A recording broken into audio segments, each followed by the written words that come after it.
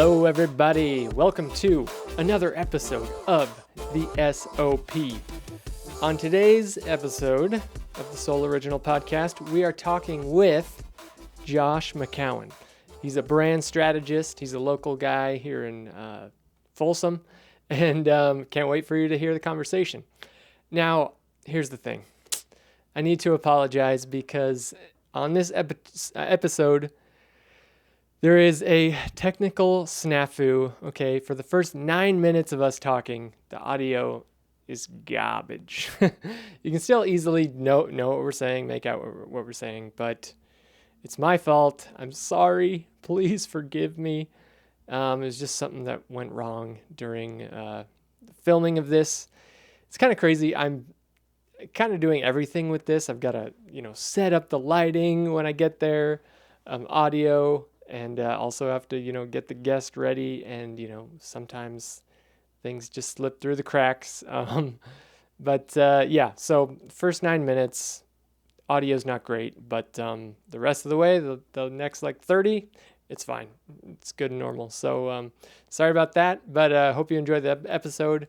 And also be sure to leave a review, preferably 5 stars, on Spotify or Apple Podcasts, wherever you're listening, or subscribe to our YouTube channel. That would be at youtube.com/@SoulOriginalMedia. So go ahead and watch the podcast there and give it a like, subscribe, all that good YouTube junk. Stay in the loop. Anyways, thanks for listening, and on to the episode. Thanks for coming in, Josh. Of course, thanks for having me. Go ahead and kind of introduce, the world to yourself. Yeah, my name is Josh McCowen. I've been a creative for 20 plus years now. I'm the principal and founder of Loftyword. We're a branding and strategy firm that focuses on bringing clarity and confidence to our client partners. Awesome. And you're in Folsom, correct? Technically in Folsom. We say Sacramento just because the people know Sacramento. We're a very hybrid model and work pretty much everywhere. So it's very virtual, but located in the area. Awesome. Tell me just a little bit about Loftyword and how it came to be and kind of your passion behind it. Yeah, absolutely. So my passion is definitely branding. Anytime we take on really any creative project, we always look at it from the branding standpoint. What's the brand? What are you trying to say? What are the goals of your business? And I think that's maybe what makes us slightly unique from other just graphic design shops is that we're very strategic in the way that we want to help our clients. So I went to school it was originally going to be computer design, graphics, computer generated graphics, 3D. I wanted to make video games and movies, and I realized that I didn't want to work 6 months on a 10-second clip of something. So transitioned back to more traditional brand and print design. Spent a lot of time doing a lot of technology, product design, websites, applications, stuff like that. Worked in different marketing firms and creative studios. Mm-hmm. And then I realized that, I wanted to essentially challenge myself, but focus on projects and clients that really resonated with what I wanted to do and what I wanted to build. So I started Loftyword in 2012. I ran it for about 3 or 4 years, grew the team to about 5. And then at that point, one of our clients is a tech startup in Reno. We're growing by leaps and bounds. And long story short, I guess, we decided to join forces. So I spun down Loftyword and became the chief creative officer there and grew that. When we were started with the company, there were only 3 co-founders. Okay. And when I left in March of last year, we were just about over 100 people. So spent a lot of time focused on that. And then, how many years was that? About 8 years. Okay. Roughly 8 years. For sure. And then as of March of last year, decided that Loftyword's where I should be, and I need to focus my time, and came back and been trying to grow it back up since then. So long windy road for Loftyword, but I'm excited to be back at the helm and to grow something special. Awesome.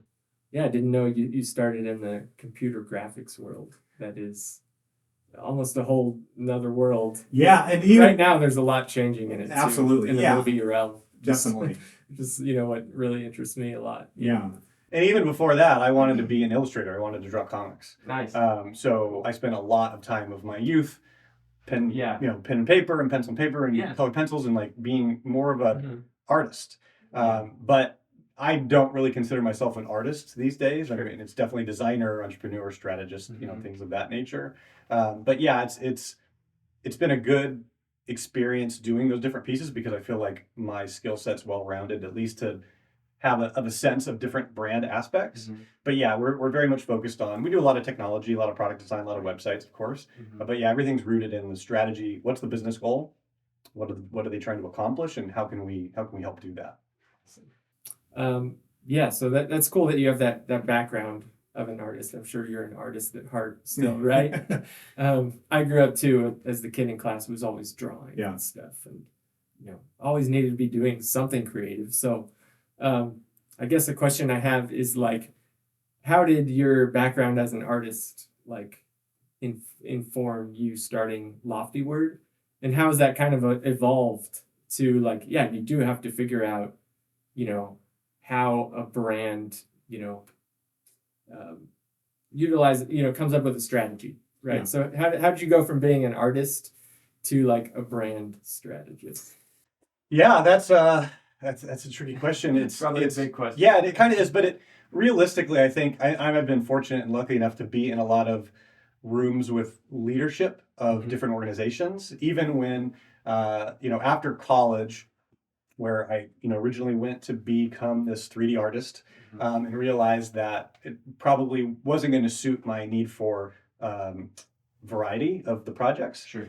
So I shifted tactics and started focusing on print and collateral and just the overarching theme of a company.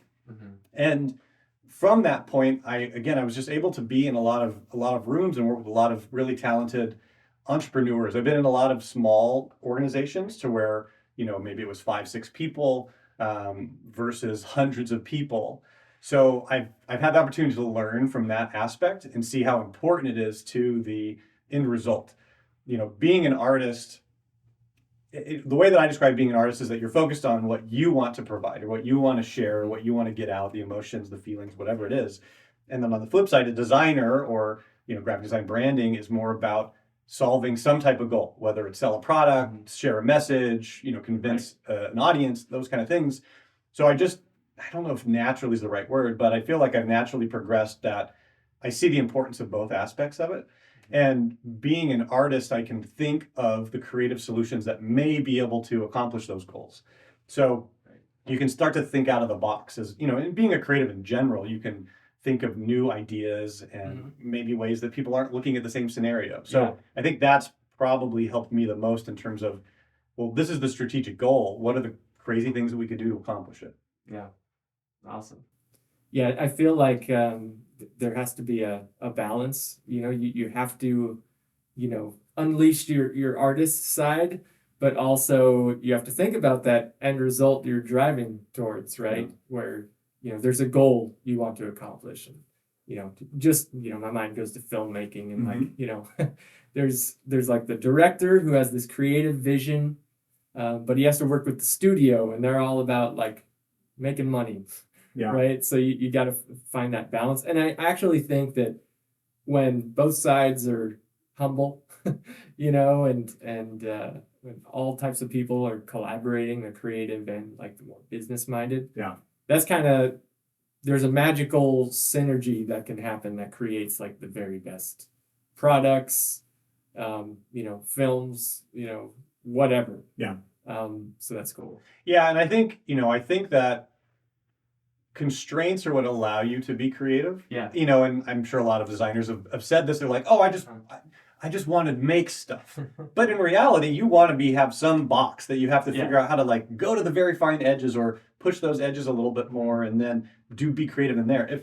If the world is your oyster, it's hard to pick what's the best thing to do. Yeah. But when you're constrained or you have very particular objectives, or you have a deadline, or a budget or a small team or any type of constraints can unleash your creativity. So I think that the strategic side is really, really important. Whether it's we need to sell this product for a higher price, or we need to build awareness. Like those are all things that you can work within to come up with creative ways to do that. Yeah. Awesome. So, I guess, what is it like to work with you, and I guess, what is branding? Why is it important? Yeah. Yeah. So those two different questions. Let me answer the what is branding one first. So branding is really what, the world views your company, your organization, your individual as. It's not a single aspect. It's many things. It's what you say, how you say it, what you look like, the way you treat people, the products that you offer, the messages that you say. So realistically, branding is pretty much everything about your organization in an external way, and a lot of times internal, the culture of the team, the way you hire, and what you value as an organization. So we try to look at all those things when we're building a brand or helping redesign a brand, or even just coming in to help with an individual project. We try to understand what the end goal is and what we're trying to share with the world, and then work kind of backwards from there. When we work with me or with my team, it's very much, we always talk about strategy first. It's like, what are you trying to accomplish? Like, what's the goal of this thing? Because if we don't have a good understanding of the goal and the outcomes of the goal, we can't budget properly, we can't scope a timeline properly, and realistically, we don't even know if what we're trying to accomplish will help that goal. Right. There's times when I speak to new prospects and they say, hey, we need a website. I'm like, cool, what do you need a website for? Everybody needs a website. I mean, it's kind of a loaded question, but there should be some objectives that we're trying to accomplish with this project. And if the project isn't going to accomplish those goals, then we shouldn't do that project. Let's do something else together, or spend your money differently. Like, we always try to make sure that we're providing the best result regardless of what it is for our partners. And sometimes it means, hey, don't work with us. Yeah. Ideally, that's not the case. I mean, hopefully there's something we can do together, but realistically, it's much more about, are we going to help you accomplish this? And if we are, great, let's go. If not, then maybe there's another partner, or maybe you should think about a different project. Sure. Yeah. Awesome. And I guess, what are some of the most fun projects you've worked on in the last few years? Would you say it's one of your favorites? So it's funny. We always tell our clients to niche, to find your target audience and go all in on that audience, and really understand that, the more you can slice it down, the easier it is to talk to those individuals. Right.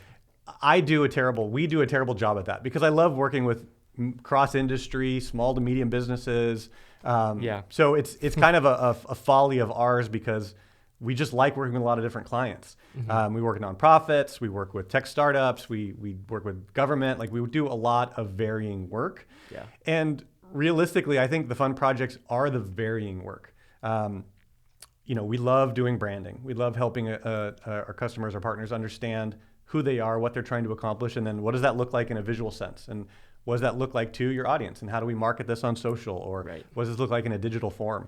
No projects, I guess, come to mind like directly. The one project, and I don't know, maybe this is me willing it, but when I started loftyword in 2012, one of the projects that I thought would be like kind of the best project to work on was the zoo. Yeah.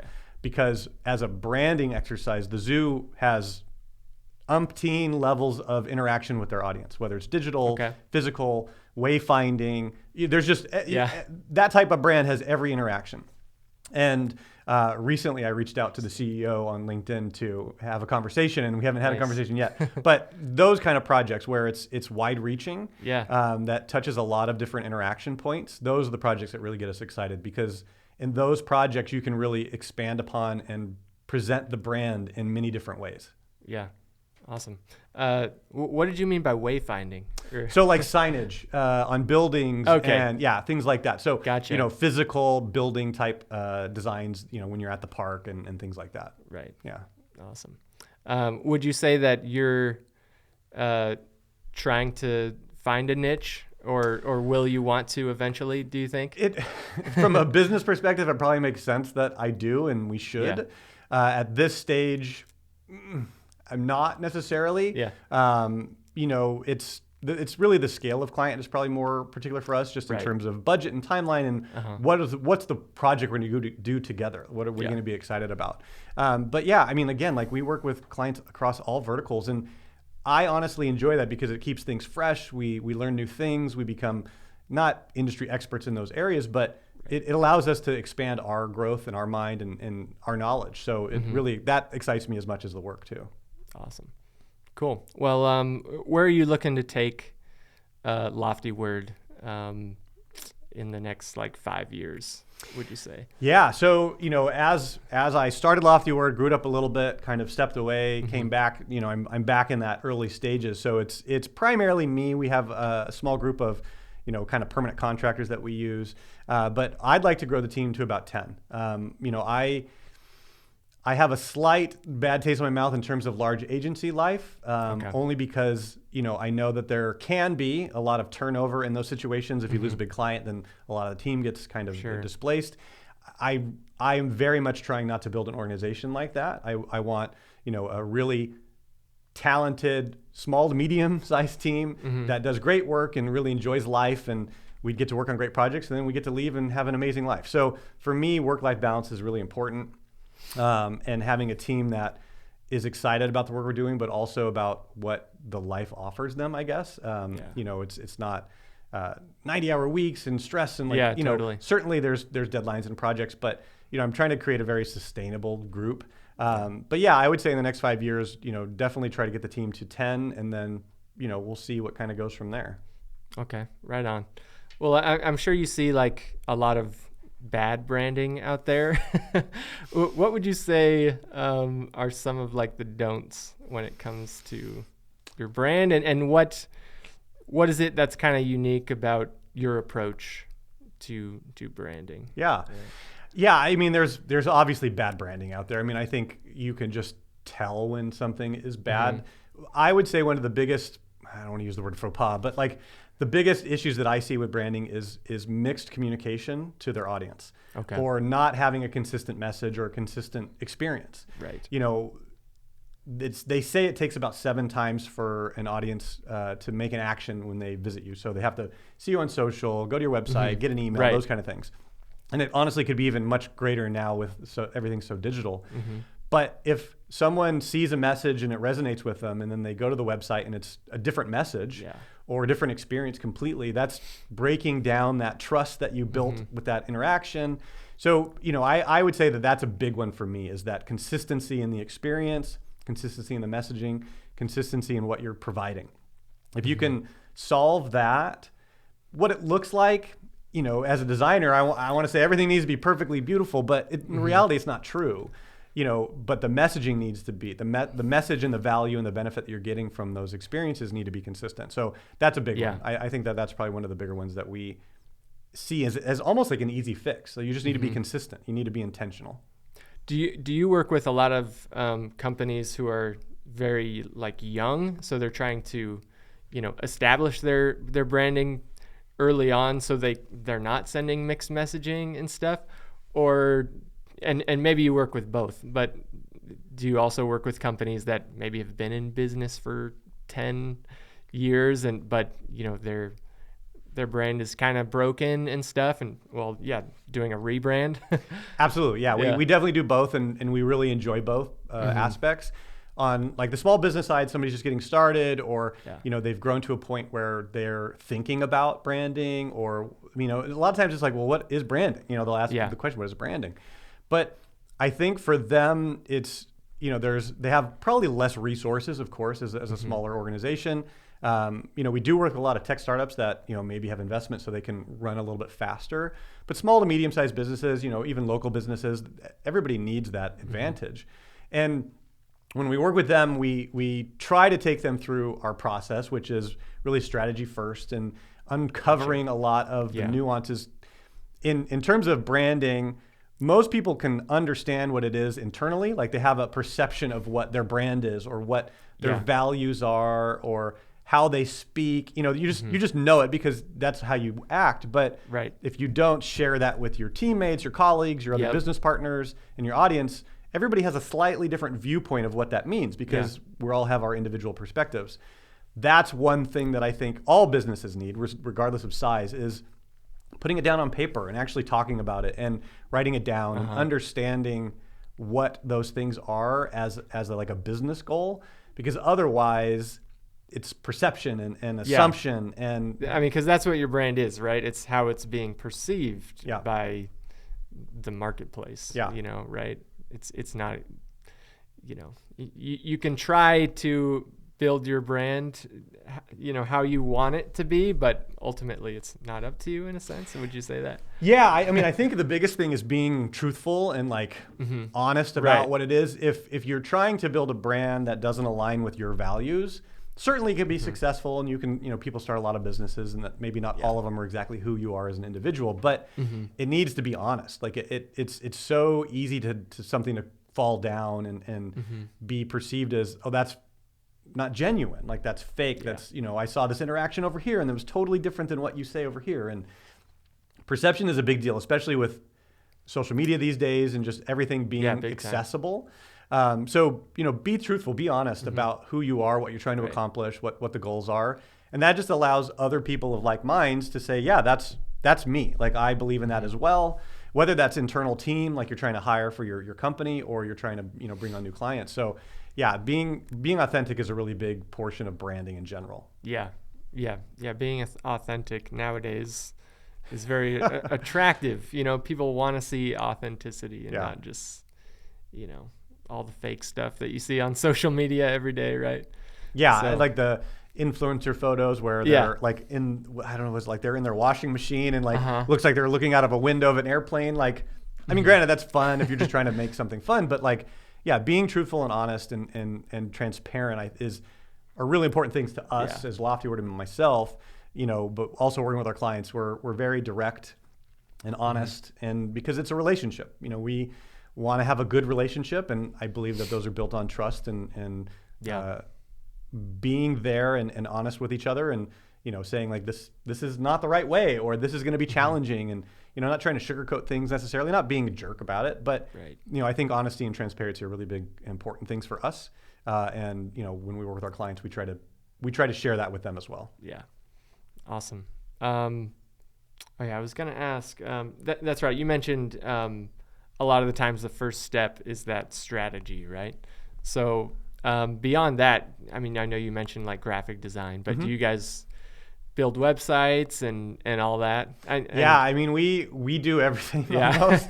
I mean, we don't really do video. We have partners such as yourself, or, we're not strong in animation necessarily, as again, the team is small, but we do a lot from brand strategy through design itself, technology, websites. We do a lot of websites, do a lot of product design, so application design, UI design, experience design, things like that. We certainly do social and some levels of marketing, but for things like PR or animation, we have partners that we partner with for those projects. Yeah, awesome. What's one of the, I guess, your favorite big brands out there that you see who's just doing it well, that you really like? Yeah, I mean, the default graphic designer answer is Apple. I think that they've been better in the past. They actually just released a new video, which in your wheelhouse, of their annual, I don't know, is their annual report, or it was like a Mother Nature thing. Okay. Where Mother Nature comes to the offices and talks about how they're being better. Oh yeah, I think I reducing their carbon footprint. It was just, again, it was literally like, here's this boring report that no one's going to read. Let's make a really interesting video about it and like share what we're doing. And that was a really impressive avenue to share that information. So again, from like a creative standpoint, here's this long-winded PDF of how we're doing better. No, let's make it creative and interesting so people actually look at the information and watch it. So again, not to be on Apple, but Apple's always done great stuff from a design perspective. But VW for me has always been a really long-standing brand. I mean, obviously they've had issues in the recent past with some of the emission stuff, but just from a purely brand standpoint of their advertisements, and for me, it kind of really hits home as like kind of a minimalist approach, but clever and interesting. They're releasing, I don't know if you're familiar with Volkswagen at all, but they're releasing their new electric bus. Yes, I heard about that. Which is super cool. Yeah. But their advertisement of it is essentially, it's like a series of images and like kind of campaign ads. And the first one is, it's the bus is back, or this is the bus back, or the bus is back. And then they have another one where it's the bus's side and the bus's front. So it's back, but they're showing the angles of it. Just that to me is like simplicity, cleverly simplicit. I don't know how to say that. Things like that. Cleverly simple, yeah. But things like that are really kind of what, it's taking a small idea and applying it in a really elegant way. Like you said, it is cleverly simple, I guess, is the perfect way to describe it. Yeah, and our original tagline was, oh man, what was it? I'm like, because it's been obviously a while, but it was simple and impactful creative solutions. Okay. And nice. The word simple is almost kind of a misnomer because the things that we do aren't simple. But we try to make them look or act or feel simple because, again, we're trying to sell products or get a message across or things like that. And we want to make sure that it's easy to understand what we're trying to do versus just complexity. So I really like when brands can do something like that. Awesome. Yeah, when you were talking about Apple, it reminded me of those I'm a Mac, I'm a PC commercials, which was, it was so simple, just showing how much better, at least back then, like Macs were. Yeah. They're still awesome.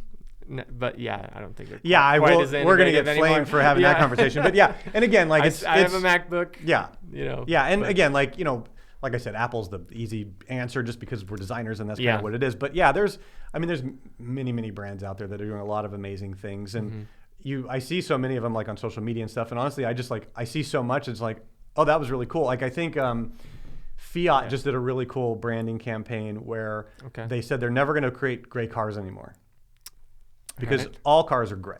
And their brand is about being authentic to who you are and standing out and being colorful. And so I think it was in Italy, but they took a Fiat and they dunked it in a giant can of paint. It came back out and it was like, we're never going to be gray again. And from a branding messaging standpoint, they're drawing a line in the sand and they're saying, this is who we are. If you agree with us, then please join us and come with us. And I think, again, like as a brand geek, that excites me because they're making a statement to who they are, which is authentic, and they're sticking to it and, doing something creative around it. So are you always looking for like exciting ways to present a brand like that, because a testament to what Apple's been able to do, keeping the brand fresh and stuff for so many years. And then, that Fiat, is it Fiat? I'm pretty sure it's Fiat. Yeah. Okay. Yeah. I mean, that example, it just sounds, exciting and it stirs excitement, which is the point, right? Yeah. I mean, it's, I think in branding or in marketing in general, the more that you can tie into the emotion of an individual, the more it's going to be remembered. Telling a story, the hero's journey, or, all these things are really important to what you're trying to get across. If it's boring, it's okay. Well, I saw this ad for something and I don't even remember the name of it. But the more you can connect to the emotional side, it's really important. But I think, in any project, you're always trying to find what's the novel thing that we can do here. Sometimes it's not appropriate. When you're working on, a UI for an attorney's office, it needs to be direct and clean and easy to use. It's not being novel. It's not being catchy or clever. So again, it depends on what the project is and what the goals are. But advertising and marketing, the more that you can kind of be clever, I guess, the more that you may stand out. Right. On the counterpoint of that, there's a lot of really terrible advertising out there that's just like shock advertising. Right. It's like the one that sticks with me, and this is old now. I mean, I don't know, 10, 20 years ago, but they did like little fuzzy gerbil creatures for like some car ad on the Super Bowl. I don't know if you remember that. It was like maybe Kia. Like some Furby looking thing. Yeah, it was but it was like scary, creepy, weird. It was like, it wasn't, it was almost like, oh, we're going to do this crazy thing that no one's going to expect. But it was just like, well, why are you doing this though? Like, is it literally just to be weird? Yeah. So, there's limitations and lines that you should try to walk. But again, if your brand is weird, be weird. Right. Be authentic. Yeah. For I think it was a Kia Soul. I don't know. But anyway, it was like, this is totally out of left field. It doesn't make any sense at all, and it didn't connect to the brand. Yeah. And for me, that's like sacrilege. Like, you come on, keep that brand cohesive. Like, stretch it. Make it interesting. Build new ways to look at it, but be authentic. Yeah. I've really always loved Geico's brand. And they have funny commercials and stuff, but they're constantly hitting you with, you can save 15% or more on car insurance. Yeah. I mean, right? If you like, know that term, then you have it. And then, there's another one that's like another kind of tagline of theirs. I'm blanking on it right now. Oh yeah, so easy a caveman can do it. Yeah. Like, again, that's something so simple, but it like sticks in your mind, and they had that for a long time. Yeah, and that's the one thing I would say in terms of, kind of going back in conversation about that consistency of messaging. Mm-hmm. They obviously make a lot of weird random commercials. Yeah. But at the end, it's always the same statement. Save 50% or more on car insurance. Right. So, they're catching you with this weird thing that's happening, but then they're just being true to the statement that they've used for the last 20 years. So it's not just a shock value thing like you're talking about. I feel like there's a lot of brands that kind of try and copy them. Yeah. That aren't as effective because they aren't understanding that it's about consistency with their brand. Not just like, oh, look at this. Yeah, 100%. And I don't have any data to back this up, but I would say probably the most copied like advertisement brand aspect was the Got Milk campaign. Oh, right. Because for years and years and years, and probably even still to today, you see Got Lawn Service or Got Engine Oil or like everybody has used shirts. Yeah, and stuff. it's been like beaten to death at this point. But yeah, I think when that came out, it was a tremendous campaign. And it wasn't just like one advertisement. They had a bunch of them, but it always ended up with that, Got Milk slogan. And again, it's creating all ties together. Yeah, interesting ways to get your message across in a consistent way. Awesome. Yeah. That's cool. Well, yeah, we're talking about commercials and stuff, but they do that across, all different types of media and platforms. Yeah. So I guess for the small business owner who's listening to this, what would you say to them to, how can they, I guess, create a consistent brand right now if they're not, making these big commercials? Sure. No, absolutely. And again, your brand is everything that you do. Mm-hmm. It's, if you have a small shop, let's say it's a flower shop, and maybe you don't do any digital business. You can still have an Instagram account to like share the things that you offer in your store, the emotions that people get when they share your flowers. But then your brand is when people come into your shop. Like, how does that experience feel? Does it represent who you're trying to be or who your audience is or what you want your business to be? Or is it something just, we have a shop and I sell flowers, but the building doesn't matter? The building matters. Yeah. And not necessarily the outside. Obviously, a small business probably doesn't have custom buildings, but when somebody walks into the store, what's the experience that they have? Yeah. What's the collateral that you share or the experiences that you provide? Is it, do you do a lesson on how to create flower arrangements or come pick your own flowers or, there's all these different ways, but every interaction that someone has with your business, whether it's physical or digital, is a picture of your brand. Right. And those things need to be consistent. But in terms of, kind of the steps that someone or anyone can take, I think this applies to big and small businesses, is understand what your why, what, and how are in terms of, well, why are you in business? What is your why? What are you trying to accomplish? What is it that you provide? And then how do you provide that thing? So understanding those three things are really important in terms of having a core understanding of what you offer to people. Having a brand narrative, what's the voice that you speak in? What's the impact to your customers? There's many other types of attributes that you can use to build that, but those are really an important one. The consistency in brand, so having some form of brand messaging. And it's just this, how do we say this thing? How do we talk to our customers? What are we trying to say? And then, of course, understanding who your customers are. There's when we work with clients, we build customer personas, but we do a lot of different ones. We'll do, what's your ideal customer, what's your current customer, what's your fringe customer, and then sometimes we even talk about what's your anti-customer, who your customers aren't. Sure. And understanding who you're not trying to sell to is almost as important as who you are trying to sell to. Yeah. Because it allows you to niche down even more. And then have some form of visual language in terms of, what's the logo that we use? What's the color that we use? Those can always, anything in that list can always be evolved and built over time. But understanding those 5 things from just kind of a core level is really important to any business, regardless of size. Yeah, that's huge.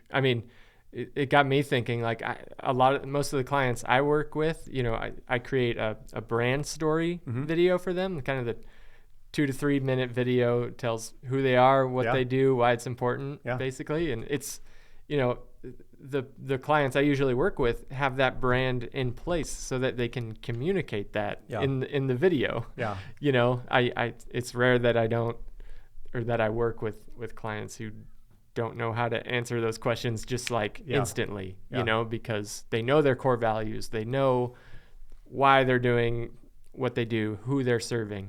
So, and I think, that's all to say, like, nailing down, your brand, knowing who you are, what your business is, will open up a world of possibilities for you to do so much more. Yeah. And whether it's in marketing or just with interactions with your customers, events you can throw, it'll get the wheels kind of turning. Yeah. If the group isn't on the same page, it's really hard to do those things.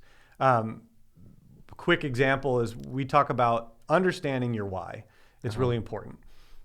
And if you don't understand your why, it's hard to make really kind of quick, strategically aligned decisions. Because if your business is safety above all else, let's say, that if you're construction or you're manufacturing or even technology, if you start going down a path or there's a business opportunity that doesn't, well, maybe that's not as safe as it could be, or that's going to put our employees or our audience in danger. That's easy, no, because what your values and your core audience are. So, having an understanding of that, and again, intrinsically, we probably know it, but we don't verbalize it. We don't say it. We don't write it down. We don't talk to our colleagues about this is what I believe in. Is this what you believe in? Is this what we're trying to do together? But having that, down on paper, talking about it, reviewing it from time to time, those are really important pieces for any business. Right. Yeah. I think it can kind of scare people a little up front because they're like, oh, I don't want to say no to people. I want to kind of appeal to everyone. Yeah. But it's important, I think, to niche down so that you can serve your target audience the very best. Give them everything. So and you also, I think, like, even for me right now, I'm still a really young business owner. I've only been 2 to 3 years full time with my business. Like, I still don't know exactly what my niche is. I think it's actually more the type of work I do rather than a specific client. But would you say it's okay to kind of learn who you are, when you're just starting out? You don't have to know all these things on day one, right? Oh, no. I mean, I think, again, I think most people probably know some of them. Yeah. But it doesn't have to be perfect, and it's never going to be done. It's right. Your brand, as like yourself, are always evolving, always learning, always growing. And, like you said, being a business owner of 2 to 3 years and learning, everybody has to go through that. I mean, that's part of the process. And, you'll make some mistakes, or you'll go down a path and go, oh, that's not the right one, or that's not what we wanted to do, so we're going to switch it over to here and change this. And it doesn't have to be set in stone. You shouldn't think that just because you said something a few years ago, it's like, well, this is it. Like, this is what it's going to be like for the next 20 years. I mean, things change, things evolve. Maybe your business goes a different direction, or any business for that matter. So, you need to be, as a business owner and as anybody, really needs to be open-minded to change. New information allows you to make new decisions. And that's how it should be, in my opinion. It shouldn't be, this is what I've decided and this is what it is forever. It's, oh no, I learned something new. So what I thought before is different now. Like, and then you just go from there. Like, so it's always evolving. It's always changing. So to start somewhere, to not be scared of it, I think is important.